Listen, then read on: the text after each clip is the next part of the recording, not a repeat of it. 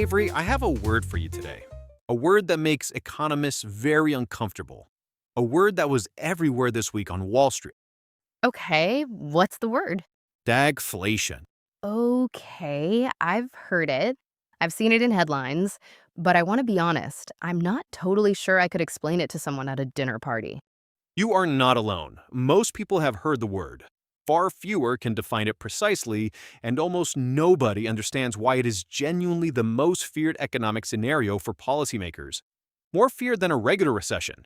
More feared than inflation on its own. So let's fix that today, because the word is everywhere right now for a reason. This week, Chicago Fed President Austin Goolsbee said rising unemployment on top of an oil price shock creates, quote, exactly the kind of stagflationary environment that's as uncomfortable as any that faces a central bank.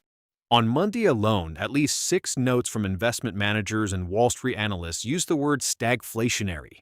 Mohamed El-Eriani, one of the most respected macroeconomists in the world, warned this week that the Iran conflict could push the global economy into a fresh bout to stagflation.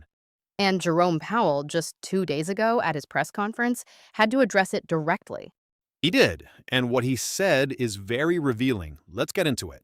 Okay, Grant, start from the beginning. What is stagflation? Plain English. So, stagflation is two bad things happening at the same time, when conventional wisdom says they can't. Which two things? Inflation, prices rising, and economic stagnation, growth slowing, unemployment rising. Normally, these two things pull in opposite directions. When the economy slows, prices tend to fall. When prices rise, it's usually because the economy is growing strongly.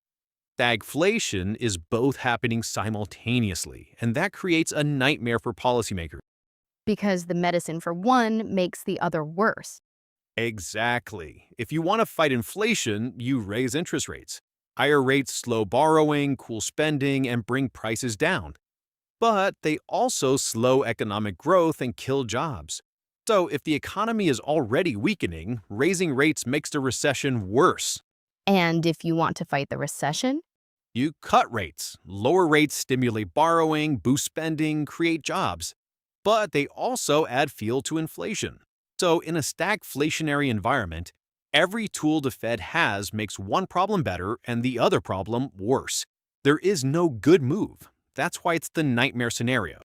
so it's not just bad, it's bad in a way that's specifically designed to break the tools we use to fix bad things. The Federal Reserve literally cannot win, and Jerome Powell acknowledged this 2 days ago.